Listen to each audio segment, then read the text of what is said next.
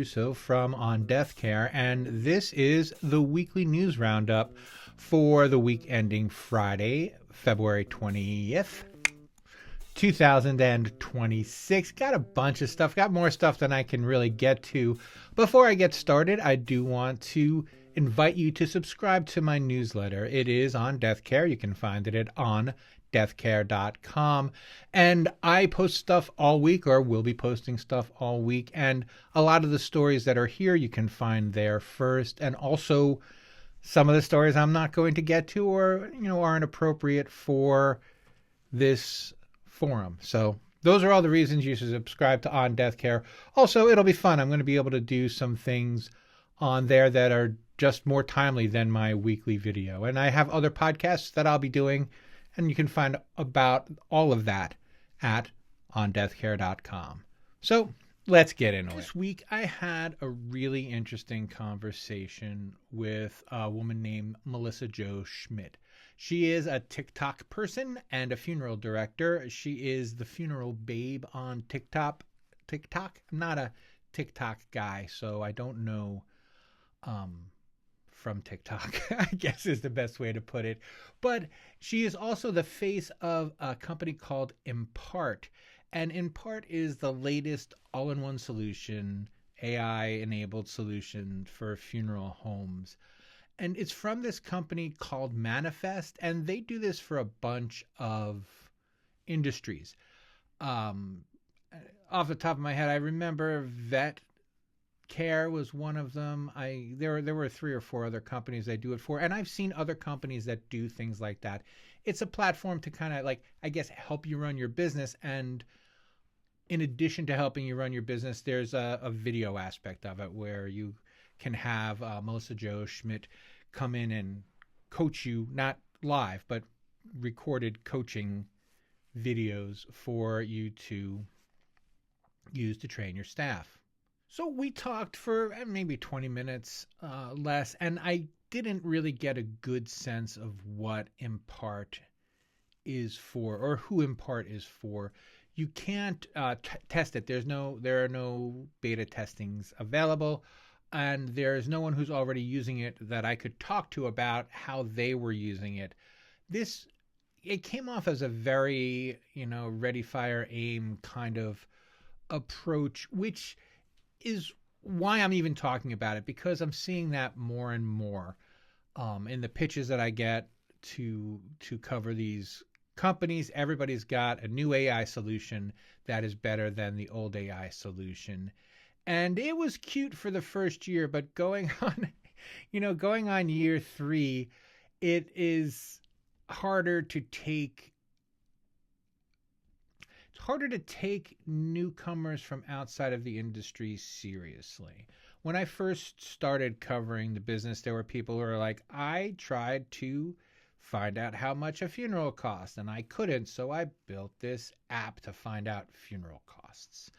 Or I built this platform to help funeral homes do a better job capturing people who are coming to their website to just look for funeral prices and things like that. It made a lot of sense. I think there was, for a period of time, a gap between what families expected in other industries and what they expected from funeral service. I don't feel like there's a yawning chasm anymore. I mean, there are still plenty of funeral homes that I'm sure are not tech forward, and probably pointedly so. And that is working for them, but it's not like the tools aren't available and haven't been for a while. So as new tools come out, I'm just a little bit more suspicious of them. Of course, as I say in the story that I wrote about this, I was also really suspicious of Titan Caskets, and they clearly, knew what they were doing and were doing a good job at it. And I just was too short-sighted, I guess, to accept it. So I could very well be short-sighted here, but the larger picture is I worry about how much more tech is coming for funeral service from without, as opposed to from within. So there's a link in the show notes. Actually, I wrote a column that is similar to this story, but different also, But there are links throughout the column to all of the stories that I'm mentioning today. And you can find In Part there, and you can find Manifest there, and everything else that we're going to talk about. So I would not recommend this to you, but I was on Reddit this week. And there was a person who had posted a video of a smoking crematory. And, what caught my imagination immediately were the number of crematory operators who kind of swooped in to explain what the smoke could be and why. And there was one guy who was like, I assure you, if you're upset, you can't imagine how upset the guy is who's in there trying to get this fixed and to keep this from happening. And that just, it just kind of felt like a really feel good story to me. So I reached out to the person who posted it, and I said, well, what's the funeral home? I'll reach out. And the funeral home was an SCI property in Texas. So I reached out to SCI, and SCI contacted the funeral home and got back to me and said that there had been a power outage, and it was related to a power outage there. And then I told the guy that there was a power outage, and he said, really? How often do they have power outages? And then he sent me a bunch more videos of smoke coming out of this crematory. It may have been an oversimplification, or maybe they do have a power problem. But one of the things that I'd like to be covering, I will be covering over the next several weeks, is kind of the disconnect between, what people need as far as cremation services and what they're willing to kind of trade off for it. Late last year or early this year, there was a funeral home that burned down in Seattle, or in the greater Seattle area. No, I think in Seattle proper, and they weren't allowed to rebuild their crematory because Seattle has a cremation ban. I understand it barely. As I've said before, setting aside environmental concerns, which we're really good at when gas prices are high, there are religious concerns. There are people who this is how they get out of here, and so this notion that there is a post cremation world is just wrongheaded. What bothered me about the Seattle story, and bothers me about similar stories, is if you can't replace the old stuff with new stuff, if you can't continue to improve, if all of these towns are sitting around waiting to watch your business go under, then it's just an untenable situation. So hopefully they'll get their act together in Texas.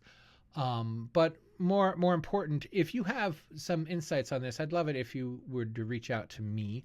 I'm bytonyrusso@gmail.com. You can click on this link and it will take you to my website where you can email me. And I'm going to be doing several features on the very, very, very complex problem surrounding especially old and failing crematories in places where they would rather have them fail and not be replaced than imagine a future where cremation continues to get cleaner and people who prefer it are allowed to have that. So anyway, link in the show notes. There were 2 body mishandling stories this week that I think we can take something from, which is why I wanted to share them. The first, I think, is more positive than it sounds, and the second might be at least as negative as it sounds. So let's start with the good news.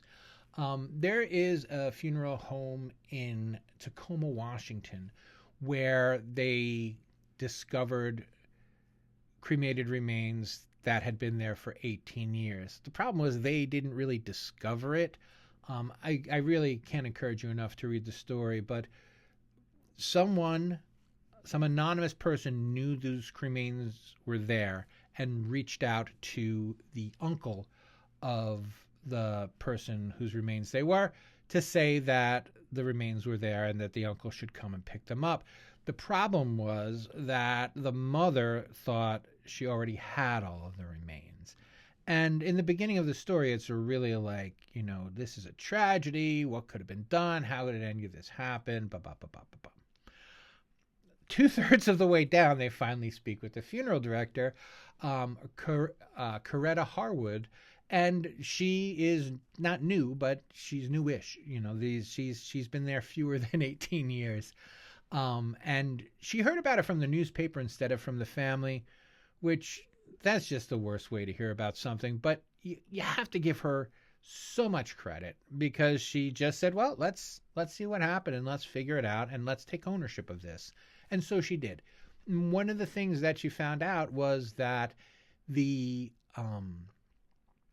called the family for like 7 years to pick up the leftover remains. As I understand it, it had something to do with there was going to be, memorialization, like maybe jewelry or something. And they decided to not do that. And then the remains had to be returned. The rest of the remains had to be returned. But they couldn't get the family to come pick them up. They couldn't get in touch with the family. And in 2014, according to the records that the funeral home was keeping, they could no longer get in touch with the mother and decided to just keep the remains until they could. The funeral director was more upset that someone contacted the family instead of having her contact the family, because what the funeral director knew would happen is precisely what happened, and the woman felt awful and betrayed. And what remains do I have if they're not my sons? All of these legitimate concerns, but poorly executed by the anonymous tipster. And I think well handled by Ms. Harwood. So kudos to her for handling it well. She's spoken with the mother, and I'm sure that this isn't over. Or I don't know whether or not this is over for them, but I do know that it really felt like a textbook way to respond to this kind of problem. Okay, what happened? Let's find out what happened, just so you have the peace of mind. This isn't making excuses. This isn't saying that you're wrong. Let's just figure out what happened so that you have peace of mind, and at least you weren't swindled, And it was the case that the mother hadn't been reachable, and, thinking that she already had all the remains, didn't see any reason to get back in touch with the funeral home. So that's story number one. Story number two out of Rhode Island is a little less easy to kind of explain away. There was a funeral home that went to the hospital to pick up a body and then buried that body without taking it out of the body bag. Spoiler alert, they buried the wrong body. and then they had to exhume it. And now there's lots of finger pointing and I mentioned that, a couple years ago, and I looked it up, it was 2024, there was a guy named Joseph Curry in Nova Scotia who fought to get his funeral director license back because he, not only was it the hospital's fault that they gave him the wrong body, but they gave him the body with the wrong tags on it. So he thought he was going for Joe Smith. The tags said Joe Smith. He buried Joe Smith. And they said, no, actually, that was Ed Jones, whatever. This doesn't appear to be the case here. This really appears like they took an unopened body bag and put it in the ground. Which, again, if you have any explanations, if I'm missing something, the report is linked in the show notes. So take a look at it and tell me if I'm missing something. But I don't feel like I am. I feel like this is just a huge swing and a miss. And it's not something, if nothing else, if one person reminds one of their subordinates to unzip the body bag before they put it in the coffin and put the coffin in the ground, that would be ideal. Anyway, link to that story in the show notes. The NFDA 40 and Under Committee held its Leadership and Enrichment Summit this week in Tampa. As I'm recording this, It's February 19th, and it has ended. I think today was the last day of it, or yesterday was. And there was a report on it, and I got a kick out of it because it was framed like, independent funeral directors ban against corporations. And that just seemed a little upfront for me. I know that there are some independents that are looking askance at the big consolidators, and I just thought it was a little weird for like an organization to talk about it, and of course they weren't. As I read the story, they weren't talking about SCI, they weren't talking about Carriage or Park Lawn.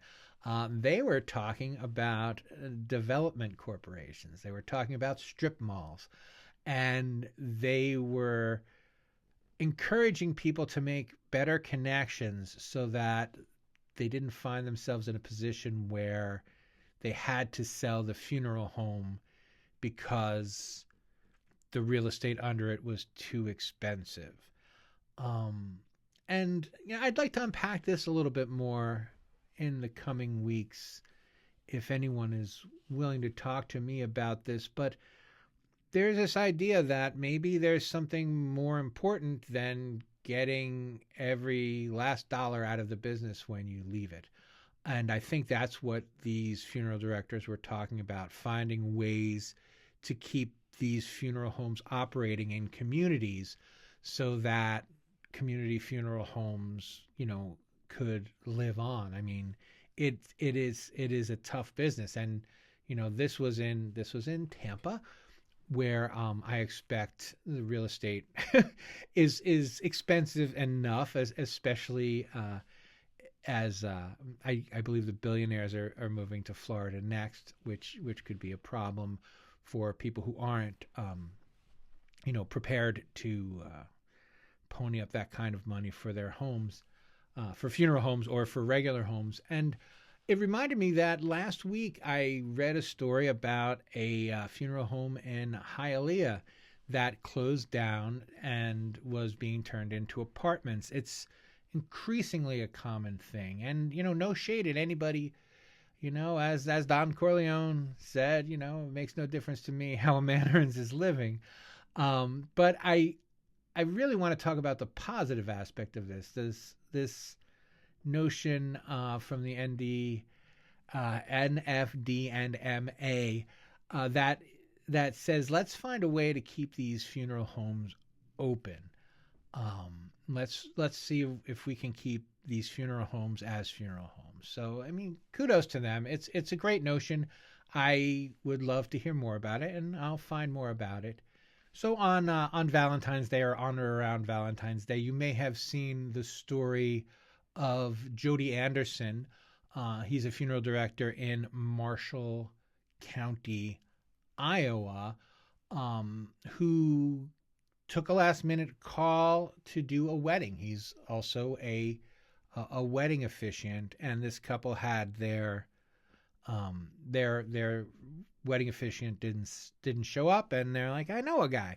And they called him, and he came out, and he did the wedding for them. And it's really kind of been making the rounds. I'm surprised if you hadn't heard about it. But what you may not know is that I interviewed him a couple of years ago, and I was really happy to be able to dig the story back out because it's still salient. He stood up to the county when they were trying to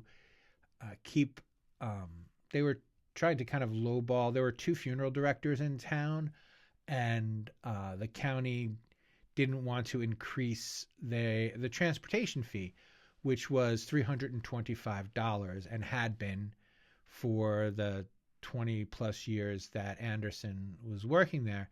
And he said, that's not ideal. We would like to have more. And the county said, well, we'll put it out to bid. And then Anderson spoke with the other funeral director in town, and they decided not to bid on it. And of course, no one else bid on it because no one wants to drive out in the middle of the Iowa night 2 hours for a pickup, let's say from the highway patrol. So eventually, the not only did the county capitulate, but The county commissioners all got replaced. The board of supervisors all got replaced. And I think of that as a happy ending. And he was a really pleasant guy when I spoke with him at the time. So to see that he jumped in and pitch hit, I thought that was very, very special. And last but not least, a story of moving bodies. So there is a high school in Indiana, modern day Catholic high school, wants a bigger football stadium and more stuff. And unfortunately, they have an old cemetery on their grounds. So they're digging up the Civil War veterans and pioneers who were buried there and moving them to nearby St. Joseph Catholic Cemetery. There have been a lot of we don't have room for cemetery stories the last couple of months. And I don't want to call it a trend, but I do want to call it a significant coincidence. I've done stories about Hampton Roads and in Virginia, Florida, and Maryland this month, earlier this month, is starting to look at the laws about who can buy cemeteries, how and why. So I'll be digging into that. If you have any interest or insight, I would love to hear from you. Again, you can catch me in the show notes.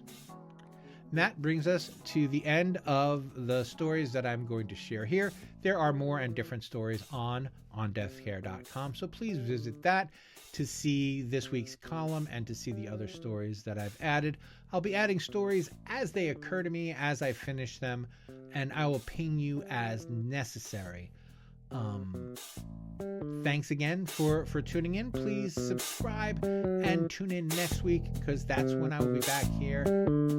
Till then, take care.